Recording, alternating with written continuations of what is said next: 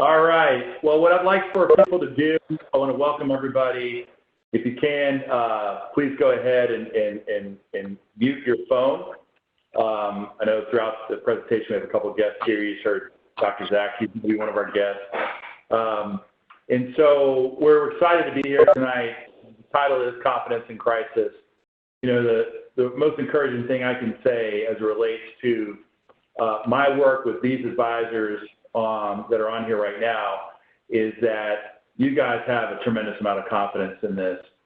And I'm really proud to be affiliated with each and one of you as we go through and work on how to increase our confidence, maintain our confidence in this crisis situation. So we got an action-packed agenda. You see to my left, my counselor, I guess as Dr. Zack would call him, Drew Watson. Drew, let's talk a little bit about, you're down in the trenches every day.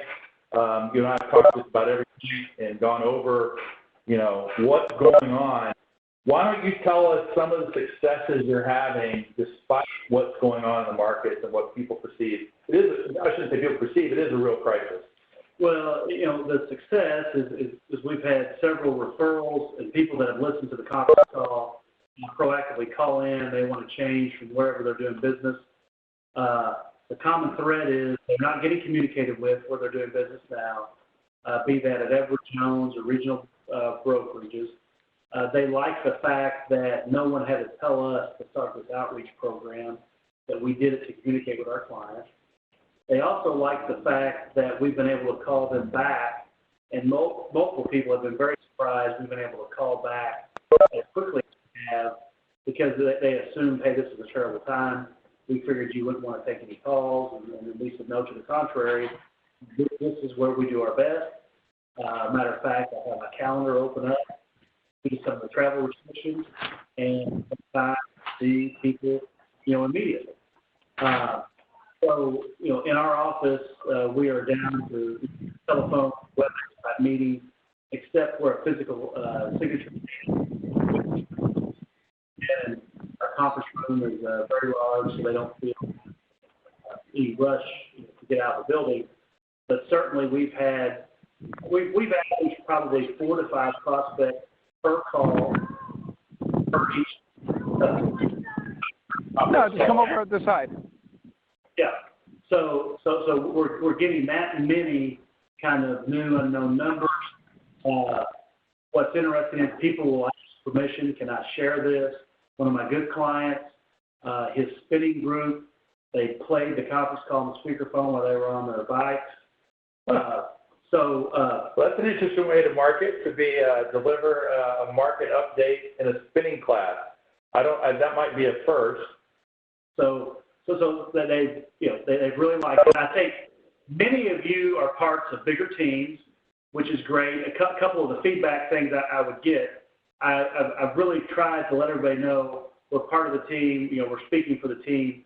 One thing that I know I need to do a better job of, my own clients are a little bit concerned. Does this mean I'm not working with them anymore? So I've had to reiterate that I'm speaking on behalf of the team. It's just better, easier to have the message come from one space. So let's take a moment. I think that's really important for those of you out there leveraging your team, which is the right thing to do. There needs to be a reassurance that just because you, the advisor, is not talking to the client, that doesn't mean you've gone away, that you're no longer their advisor. So there needs to be some communication around why they're reaching out just on behalf of you.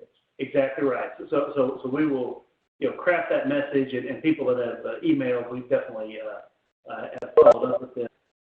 We have a lot of collateral that we try to drive everybody to the support staff on what they want or what they need. We'll drive them to their advisors first, and then we'll tell them we'll have the ladies follow up with them on what we're kind of quoting from, the different decks that we have that are approved to send out to clients. That's been a big plus. People have really liked that. You know, people are a little bit joking about everybody's working from home now, the ones that haven't retired. So, you know, we do have kind of what I would say sober calls, and I think if you look at the material, it's very important. I preface everything from a compliance standpoint. There are no recommendations here. We're kind of going over facts, but I do try to lead with, you know, this is more than likely to get worse before it gets better. but let's look for the long term. So Ameriprise is good about providing documents for that, as well as First Trust. So we feel like we're getting out there, we're reaching a lot of people, but definitely the referrals coming in the door and the money coming in the door is because we are communicating, we are putting ourselves out there, and we're providing something that people are not getting from the current incumbent advisors. Yep. Well, and Drew, talk a little bit about, I mean, you're talking about the opportunities, and John and I later on are really going to talk about why this is probably the best time to market in the past 11 years. But are you having some tough conversations with people? Yeah, we had, yesterday was a pretty good capitulation point. We had a couple, we had a lady just break down, total emotional devastation. Had a guy, he was more, there was a lot of anger with both of those. It's everything people on this call have heard. You should have seen this coming. Everybody was in cash. Nobody does this. This is crazy. Well, what you want to try to do is listen, be a good listener, but also use facts where you can always. And sometimes emotion is tough to defeat. It may be undefeated, but we use facts to justify, what we've done, but also try to get through this. I have also, one thing I would say to that, that's in between that, and I know you're good at this, just to state it, is when someone's emotional, you can't get to the facts until you get the emotion out. Yeah. And I think that's the toughest part of this process, is that when you have an angry or upset client, you have to let them unload on you. It's the old hand exercise. Yeah, if I put my hand up and we're going to push, say, Drew, let me go. Yeah. But if you do this, that's not going to, by the way, we'll do the sanitation after. But my point is that you've got to let them push on you. And you've got to sympathize with them. You've got to name that emotion. You sound upset. They might say, hell no, I'm mad. And then you've got to empathize with them. You've got to let them get that out. Otherwise, the facts will never make it. Will make an impact. And you also need to let your team know. So we've started each day. We have a team meeting, and we're really focusing on, hey, when people call, they may be very upset. Be as kind and as empathetic as you can. Get them to one of us. But they're going through a lot right now. And they're probably not, how they would normally act. So that's very much what we've reinforced. One thing on the calls that I've done in the group calls as well as each one-on-one meeting, I really went out of my way to try to get them to, I don't want to say stay in a cocoon, but to go ahead and plant the seed. What they're going to see on television, on the internet, in the newspaper is going to be probably an exaggeration of real life to a certain extent. In that you're going to have people making claims that they have no basis in, that will maybe create emotion in your mind. But remember, the facts here are very, to some extent, there's a lot of known unknowns. Right. And Zack can speak to that from the medical side of this. But there's a ton of those. You need to always remind your clients of that. Even the prospects I've talked to, I'd just say, hey, look, we're in this like everybody else. We can't control the market because there is so many unknowns, especially now. But what we can control is the communication, the frequency, the message, and what to focus on. So we've been, I think, pretty realistic and sober with people. This is going to get worse before it gets better. A lot of this is going to be outside of our control. There's things that will probably be orbiting the situation that could make it a lot worse, or things that can make it a lot better. One thing that I get a lot of people, resonates with people, is very few media outlets talk about the recovery.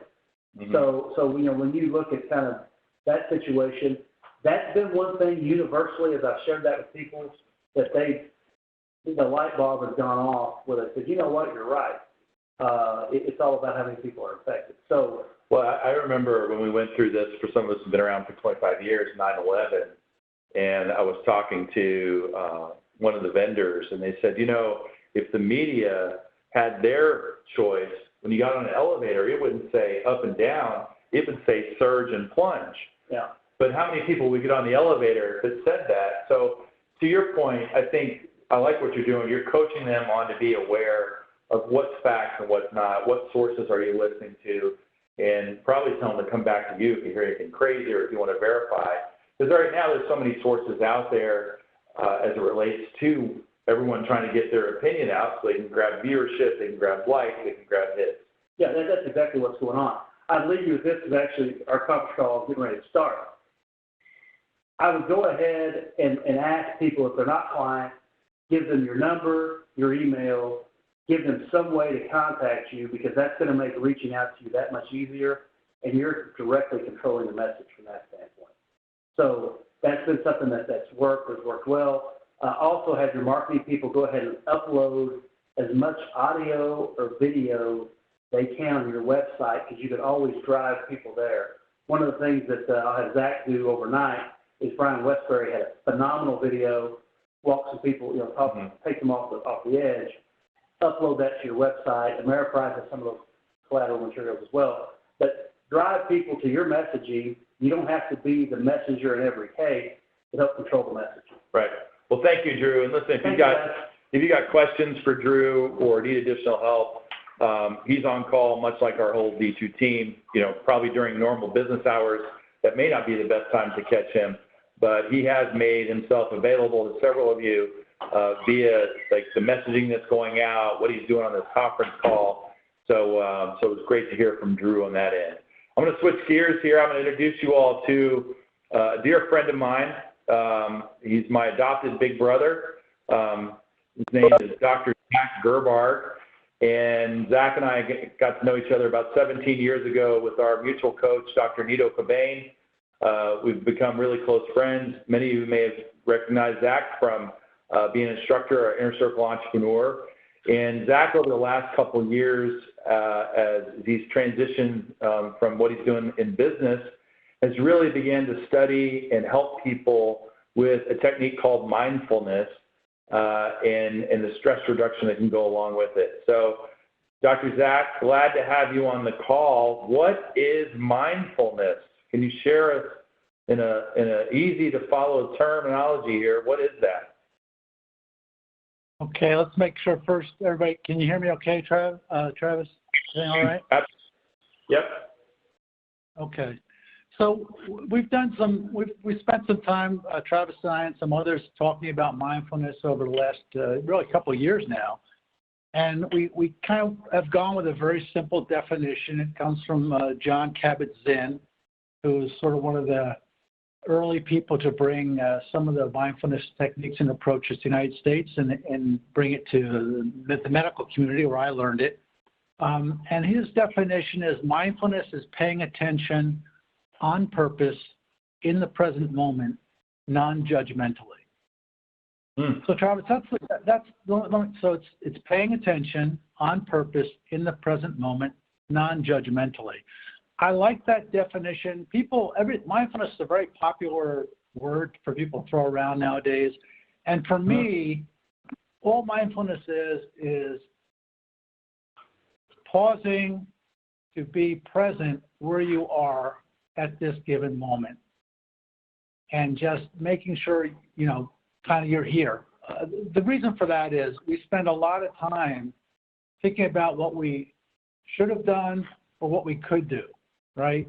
Planning is important, but worrying and obsessing and being stressed about what might be in all the different scenarios, sometimes it's really important to turn your mind off to that. And similarly, thinking back, oh, I should have done this, what if I had done that, and playing all these scenarios over and over again. There's some value to doing that. If you want to go back and learn from something, look at a situation or evaluate it. But the challenge I think we face as humans is our minds tend to run their own recording, and it goes round and round and round. And that can really put us in a pretty stressful state. So the idea of mindfulness is to practice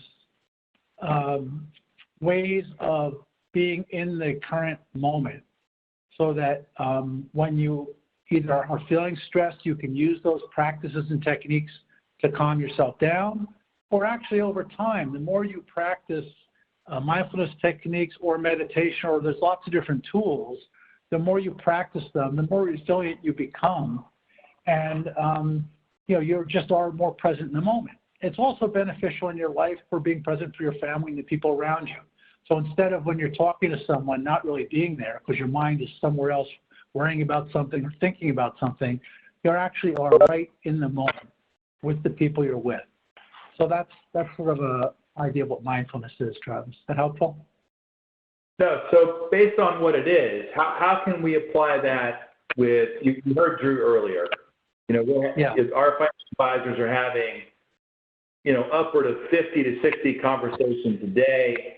Yes. You're going to the extremes of someone, hey, this is a great time to buy, this is awesome, to I'm angry at you. This is your fault. How did you do this to me? How can this be applied now? Give us some practicality here to utilize. Okay.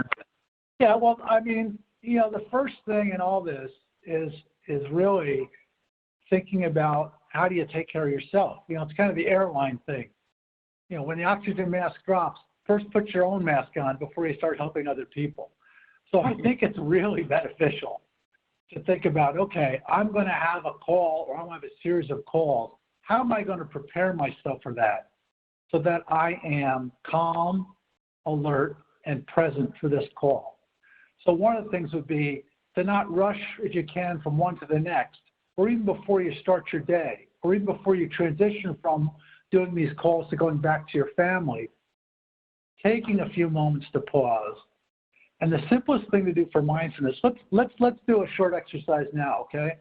Sure. So everybody just let's all just relax a little bit, get settled, get your feet on the ground, put your hands nice and calm, and you don't have to see me. You can either lower your eyes or close your eyes briefly. Just listen. Can everybody hear me? Okay, Travis, does it sound okay? Sounds awesome. Okay, good. So just sit calmly for a minute. What I want you to do is, first thing I want you to do is, just want you to feel your feet on the ground. Okay, your feet are here. I want you to feel your sit bones in the chair where you're sitting. All right, just feel that you're sitting here. Put your hands calmly, either rest them on your leg or in your lap, and just notice your hands are here. And I want your eyes either not looking out, just down and averted or closed. So I want to just quiet your mind a little bit, okay? So just notice. You're just here. All right? Nothing else is happening. You're just sitting here, all right? Nothing else matters. And just, first thing I want you to do is just notice your breath. You're breathing in and you're breathing out. Just start to notice your breath as you breathe in and you breathe out. And where do you feel it? Do you feel your breath coming in through your nose? Do you feel your stomach rising and falling? Do you feel your chest going up or down? Where do you notice your breath? And just try and focus on your breathing, just staying still.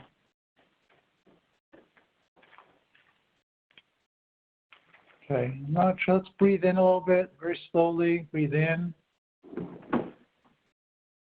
And breathe out. Just try and breathe evenly. I'm going to count a little bit.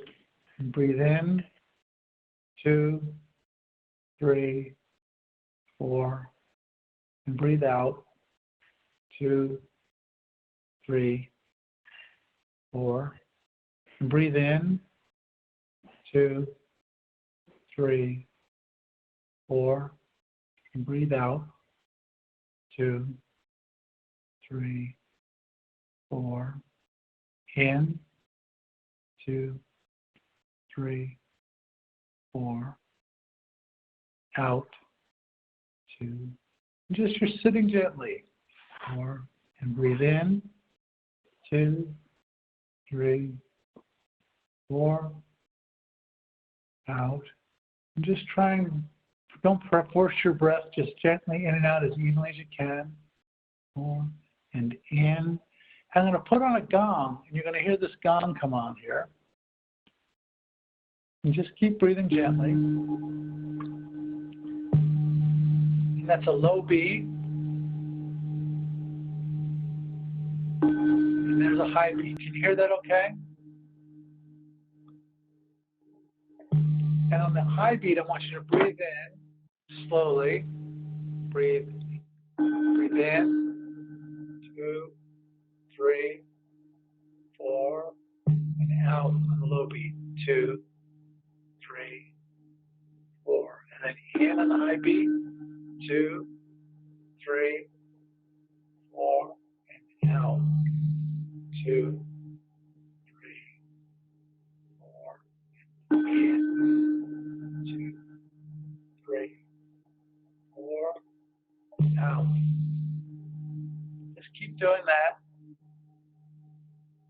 In,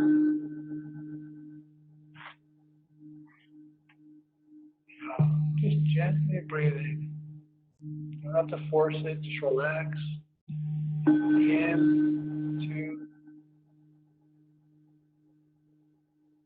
2, out. Just keep breathing gently.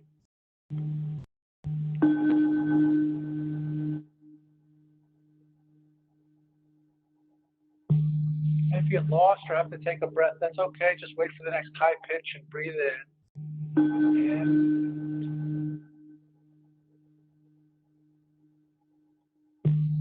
And notice your feet on the ground.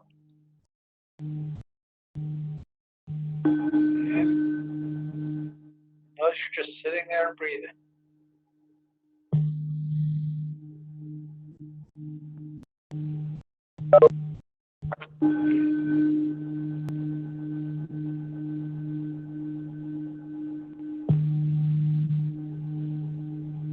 Focus on your breath.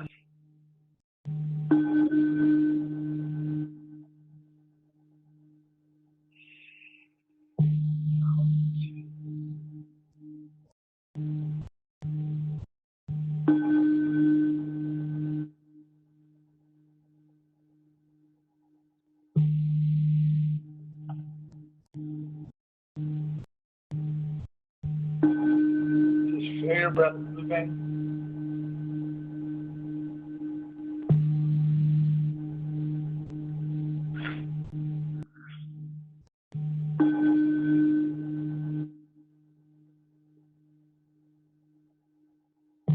Have the breath move a little bit. When you breathe in, imagine you're breathing up towards your head, top of your head. In, up to the top of your head.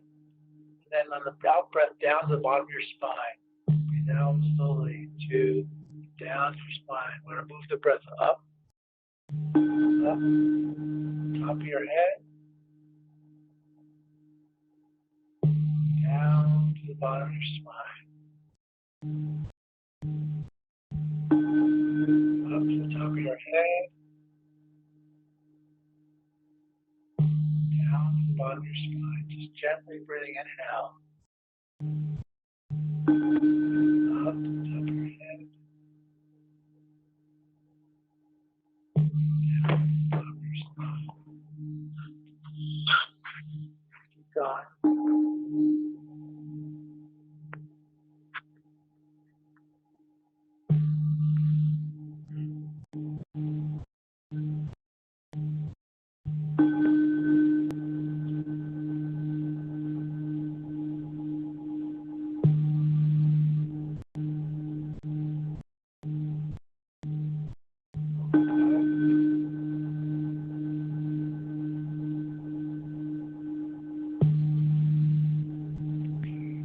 Now just breathe normally with the chimes for a minute.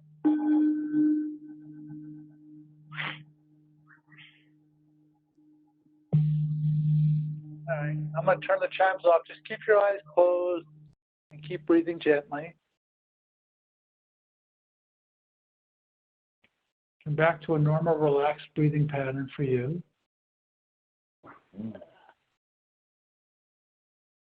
Keep your eyes closed, and now notice how your body feels now. And take note of how your mind feels now. And when you're ready, I invite you to open up your eyes.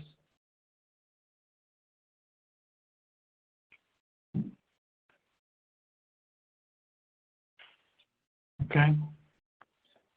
So we spent about, I think anybody have any idea how long we spent on that? You probably have time in front of you, so you're looking at your watches, but that's all right. It's about 5 minutes. That was 5 minutes? Yeah. Yeah.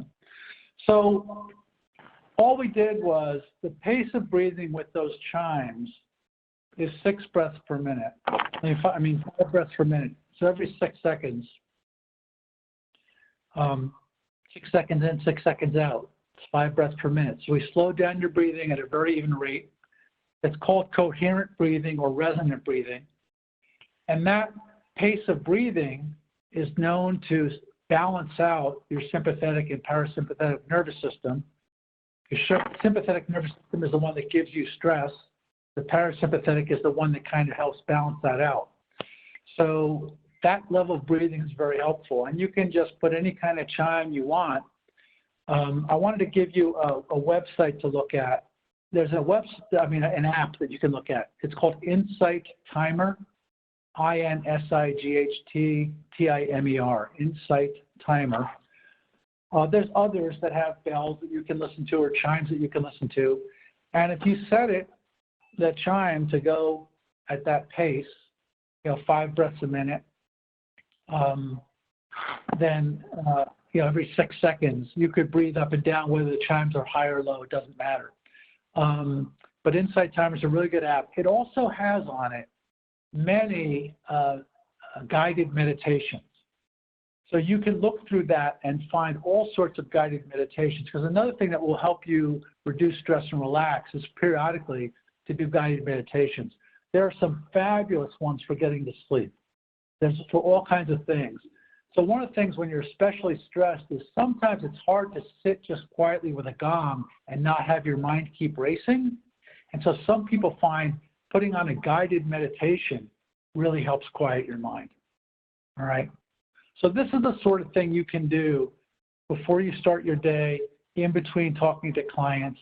I especially recommend it before you stop working and going back to your family. Take a few minutes, do some resonant or coherent breathing, get yourself settled, and then focus on, okay, what's ahead for me? What this will help you do is be relaxed and alert and present. And it will help you in your ability to engage with other people, because you will be calm but present while you're listening to them and whatever's going on with them, and you'll be much better equipped to help them. I also recommend practicing this. This is the sort of thing, for those of you that meditate or do this kind of practices regularly, this kind of environment is why we're practicing those things. It's the same thing as other tools you use. Some people have prayer. Some people have other things they do for spiritual guidance or whatever. All these are just tools that you can use to help you deal with stressful situations like we're dealing with now.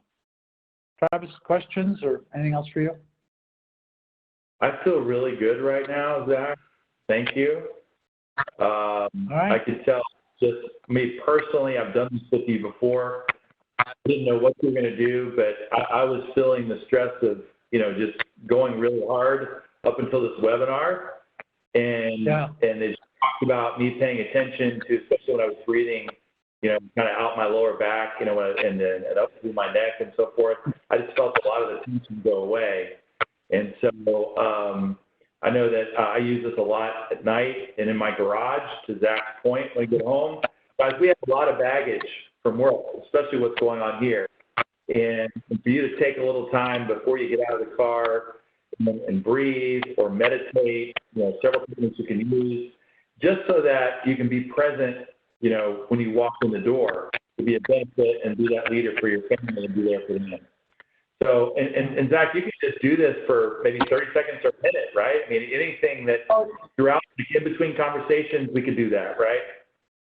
Yeah, absolutely. Absolutely. I mean, 2 minutes is fine. I mean, whatever time you have. And the thing is, the more you practice it, obviously the easier it is to move into that state, right?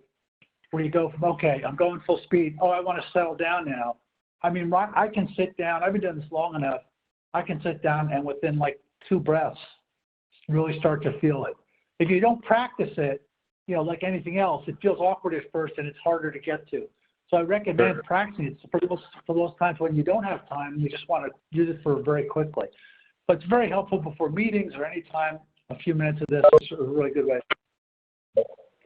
Well, excellent. Thank you, Dr. Zack. Listen, if you're feeling some stress out there and you need some help with that, please feel free to reach out to, your D2 coach. I know we have some other plays in that playbook that Dr. Zack over the years has allowed us to use with some guided meditations and some other resources. So thank you very much, Zack, for that. That was very, very helpful. The other thing I would say is what he said, take care of yourself. I sent a memo out on Sunday to all our advisors talking about, are you getting enough sleep? What are you putting into your body right now? Are you exercising? Those things that if we're going to be at the best for our clients right now in these difficult times, making sure you as this body of work physically and mentally and emotionally, we need to make sure we're taking care of ourselves.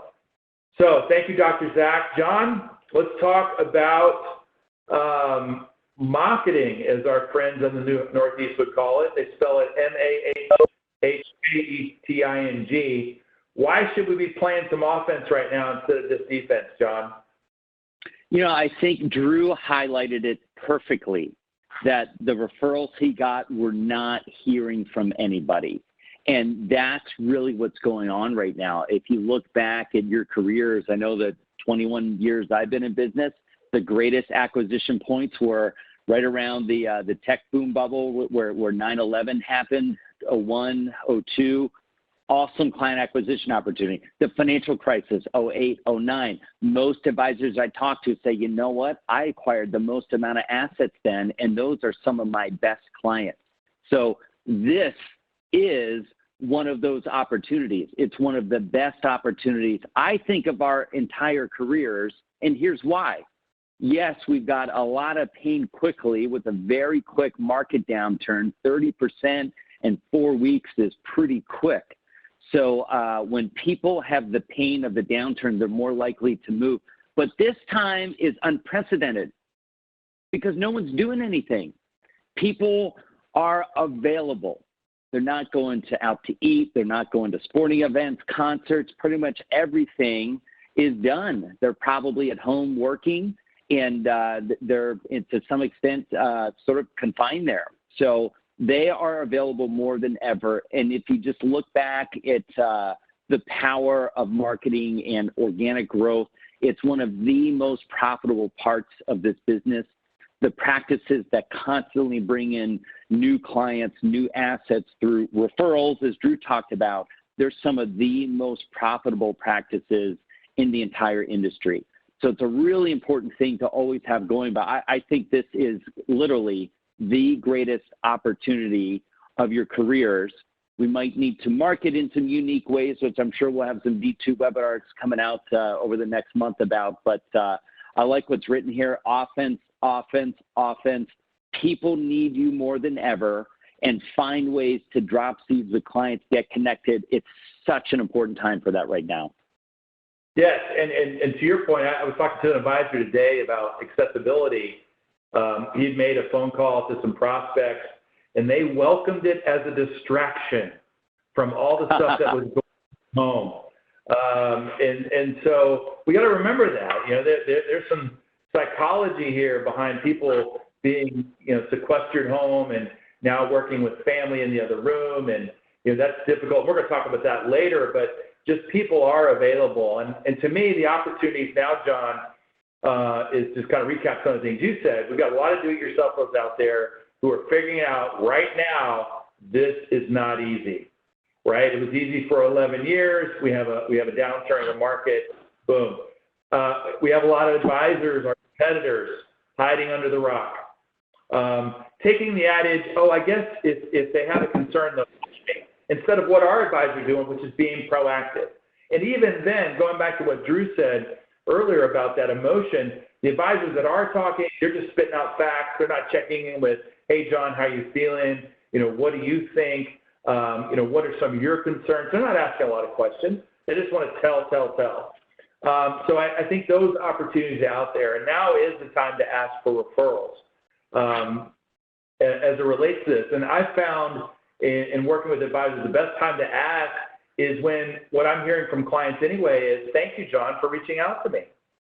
This is why I have you. Or thank you, John, you always told me this is time to buy, we're buying. And so when they've got that euphoria going, they're giving you that praise, that affection, that's the time to let them know that you're available and let them know you have capacity. Absolutely. Every single advisor I've talked to through all this, the ones that are proactively reaching out, clients are so appreciative. And I think also there's opportunities to remind them of the value that, hey, we're not 100% in the S&P 500 here. We've been prepared for this. We have some diversification. We have some things in some safe places, and we're built to get through this. And just reminding them of that is another value point. So you get people at that point, they feel great that you've reached out, you're caring for them, you've reminded them, oh my gosh, I'm so thankful for you, you've protected me, I'm built for this. A couple of years from now, it's going to be no big deal, I'm protected, things will come back. Yes, that is the moment to plant those seeds. So I always get a lot of questions about what are advisors doing, how do they ask, and I've seen people fumble with elaborate scripts that are too long. I've seen people fumble with the whole referrals thing that was really popular. Keep it simple and keep it about helping. That's really the essence of referrals, is helping others. Think about if you've ever referred a service or somebody to another person, you were probably trying to help them out. Those clients you have who refer you, that's what they're doing. They're helping. So use that in your language and keep it simple. I think just simple things like, a lot of people are worried out there, we're here to help. If you put that on the end of every single client acquisition that you're having, what you're doing with referrals is turning on their awareness to others. You know, the old days of putting a piece of paper in front of them and ask them to write down 5 or 10 people that they know doesn't lead to a lot. So most of the time, people don't have referrals on the spot. Sometimes they just need their radar turned on, and as they go about their life and communicate with people, they're probably going to come across people who are concerned. So getting their radar on, dropping that seed every time is so critical, but keep it simple. Keep a very short message that we're here to help others is an excellent best practice that lots of advisors like Drew are getting some big results. They're acquiring clients. They're meeting with them quick because they're accessible. They're moving their assets as quickly as possible. This is a massive opportunity, and I think it's only going to get better and better over the next couple of months. Right. So if you want to work with us on your referral script, it's about as simple as John just said it. But I know on my calls this week, we've been going over it. Let's simplify it. Let's make them feel good. Let them know that why we want more people like them. But and then just work out some kind of system. If you come across somebody, how are we going to communicate by them? You know them best. You know, these days I'd love to go to lunch with them, but maybe you could introduce us through email or text and go from there. Some other things, John, that people are doing now as it relates to marketing. Aside from referral marketing, what else are you seeing as some things that people are adjusting? Because marketing's not going away, people, right? You know, our business may have changed because of the environment, but the fundamentals of our business remain the same. We just have to now pivot and adapt to what's going on so we can get our results. What are some other things, John, people are doing? Drew identified one of the easiest. If you're holding calls for your clients, what an easy place to invite prospects to listen in. And if you're not holding these calls, I highly recommend doing it. It's an easy way to get to the masses. You should be personally talking to your top clients. If you can't get to everyone, invite them to a call to give them updates of what's going on. You could prompt your clients to invite others to listen in. You could ask every prospect you've ever talked to if they want to listen in. They probably will. To welcome the distraction is that one referral I mentioned, but they have time, they're available, they can get educated because it's likely no one else is reaching out to them. I think that's big. I've got some practices ahead of the curve that are getting creative. One, in fact, had a wine tasting schedule with 3 of their best clients and 3 guests. Obviously got canceled. They got really creative and said, you know what? We're going to send bottles of wine to those 3 clients' houses, those 3 referrals' houses. We're still going to have the wine sommelier come on. We're all going to get on camera like this. We're all going to try the wine together and get educated about it and have some fun virtually. So lots of things that you can do here. There's a great video coming out from Trevor Skiba you'll get soon. And Travis mentioned that Lester Matlock is doing this, is sending a meal to some people that you might know, whether it's taking care of people, maybe it's a prospect who you've talked to. What a great way just to care for them, maybe even connect with them if you want to chat over the meal or just have a really special wow gesture. What a perfect time to do something like that. If we really get creative on all the little wow that you can create virtually and remotely, I mean, the possibilities are really endless. So we're starting to amass some of the best practices we're going to be getting out. But I would say an easy step, invite people to your conference calls, get creative of how to connect with other people, touch them. It's really easy to do it these days. But as much of that we can do, it's time to go on offense. When this thing rebounds, the pain of people wanting to move will go away. So you should have some urgency around your outreach, reaching out to others, sending out those wow things. It's really go time. Right. Yeah, absolutely, John. Just to add to Lester's story, he has several clients that own local small businesses and restaurants and eateries. And so he felt it was a great way to help them because of what's going on in that industry in their community. And so he's actually worked out where he sent it to prospects, he sent it to some clients, he's taking, sending meals to the neighborhood, and in turn he's helping, the local economy, which I think is very important. So this whole that intentional congruence of, doing one thing and how it might impact multiple things. So yeah, we got to keep marketing. And so go back through your prospect list over the last 5 years, put them on the invite list for the weekly calls you're doing. Hey, make 2 calls to a client, 2 clients, make 2 calls to prospects. I mean, now is the time to do that. So thank you, John. Let's play offense. It's very clear. We're going to win big as we come out of this going forward. Let's talk about working from home. I know that most of the people I've talked to by today are either working remotely from home, or they're at a hybrid, meaning that they've reduced the number of people that's in their office and they dispersed everyone. And those practices are ready to go on self-quarantine and work from remote. Right. But as I've been talking to advisors all week about this, it's not as easy of just moving your work home.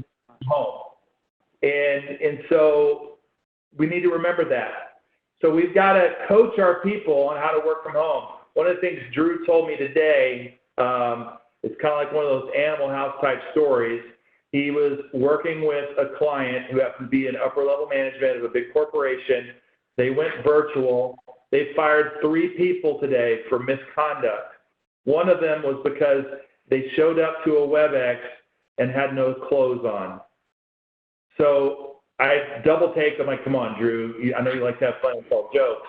But he's like, no, Travis, I'm dead serious. So here's somebody who didn't obviously think it through when they sat down at their table or workspace and didn't think the camera was on. I don't know. We'll never know the real, probably true story. But I know that's one extreme.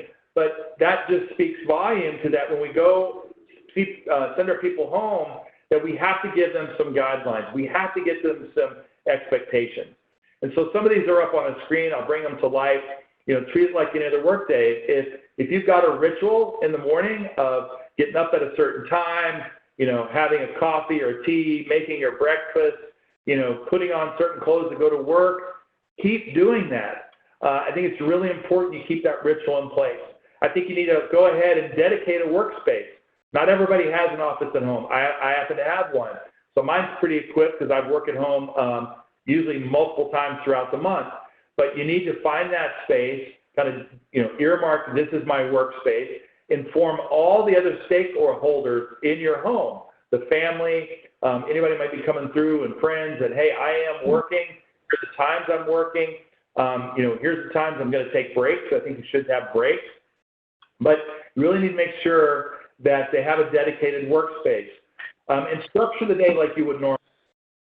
Sit down, what am I going to get done for the day? Have my to-do list, have my goals on what I want to get done. When am I going to take breaks? And I would encourage them that when we're taking breaks, if there's kids, go play with the kids for 15 minutes. Do that once every 2 hours. Go outside, get a breath of fresh air. I think it's important that we do that.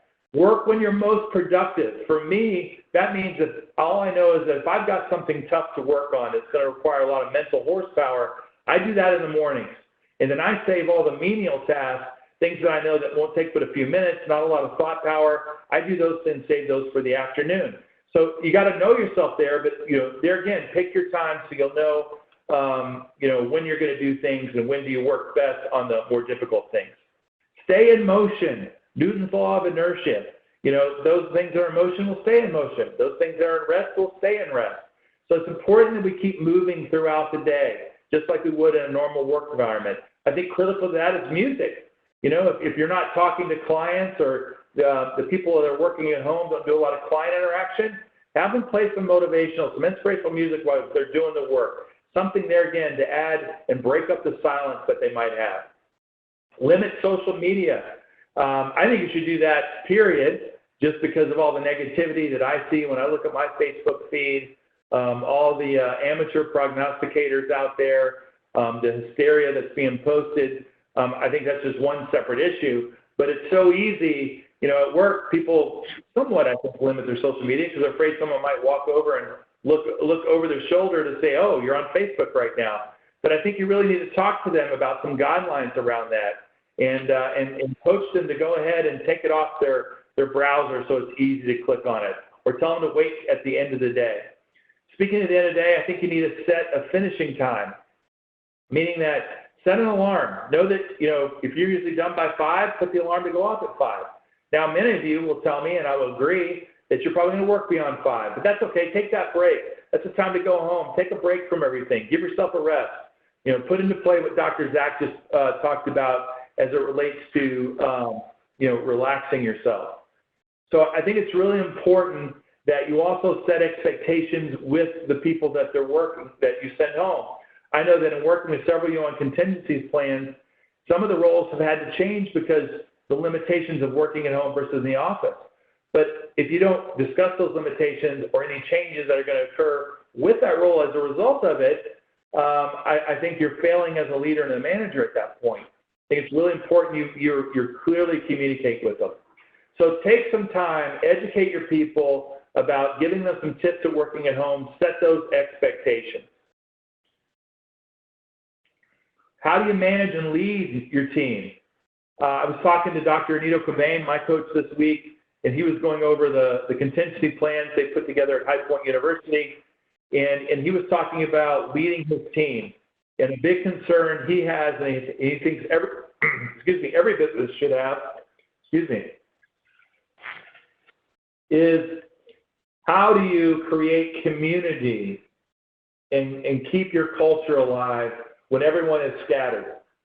And in other words, how are we going to communicate with them? How are we going to make them feel like they're a part of something? Because when people get isolated, and the longer they're isolated, the panic fever, the itch to get out, the nervousness, anxiety can definitely creep in. So we've got to create some community within that. How do we do that? Well, if you're over-communicating to your clients, which is absolutely the right thing to do, you should be over-communicating with your team. You should have, at least, I think, 2 team meetings per day virtually. Just check-in meetings, 15 minutes. Hey, how are you doing? Does anybody need help on anything?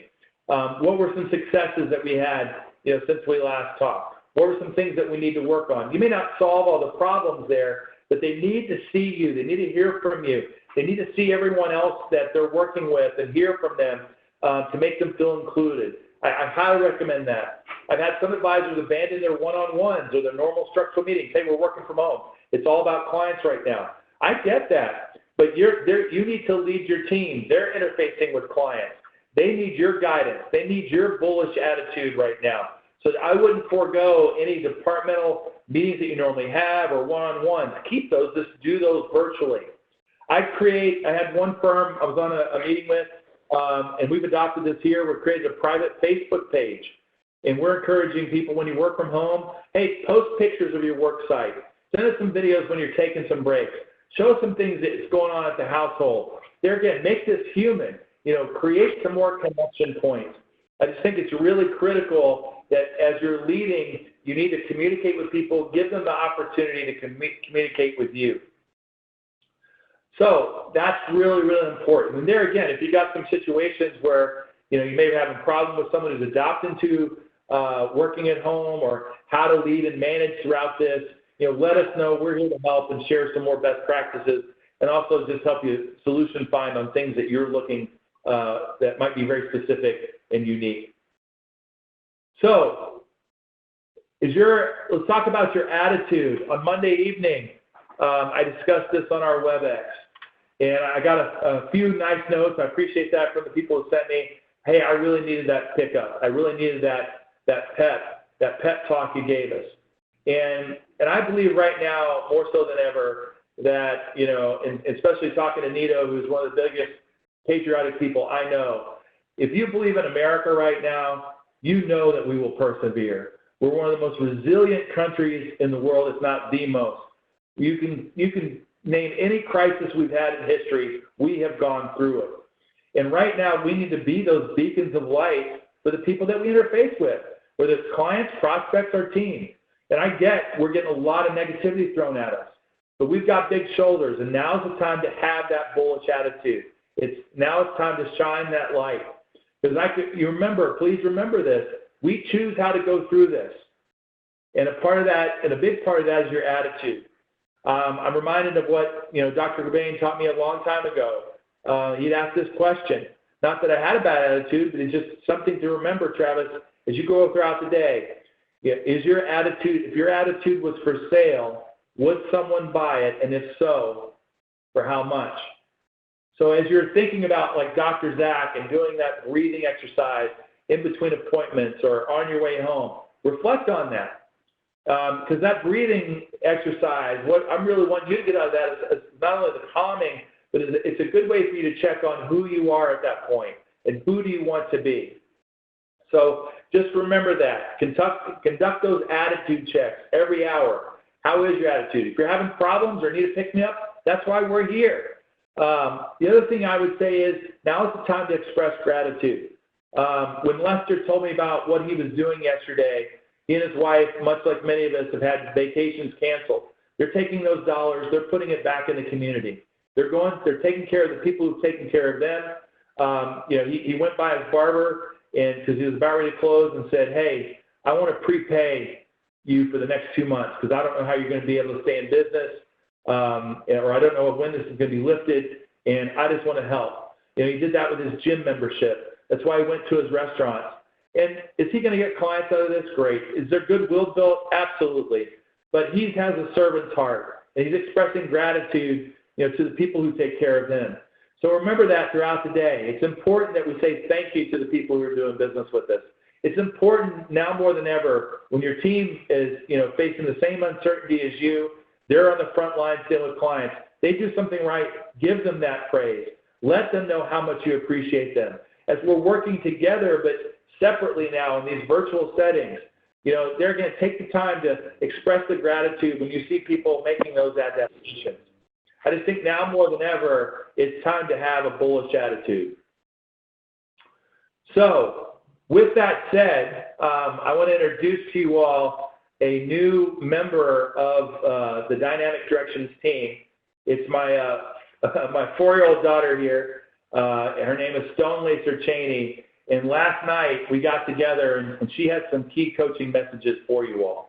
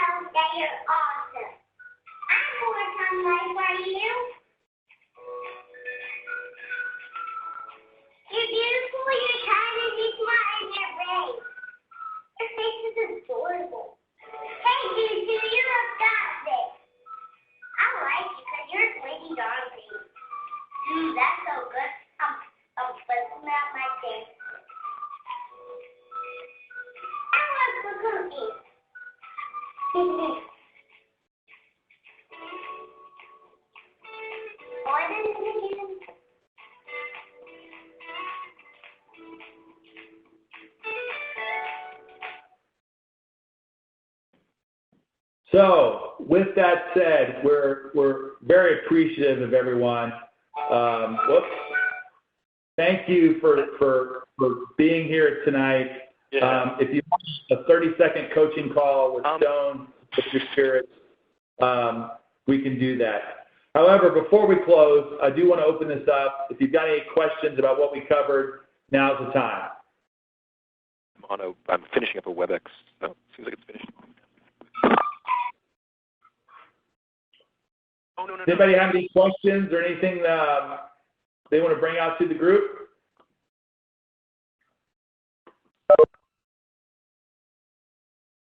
All right. Thank you, Dr. Zack, for being with us today and reminding us of the importance of taking a pause, catching a breath, relaxing ourselves, reflect on who we want to be. John, thank you so much today for being inspirational. As we talked about, now's the time to play offense.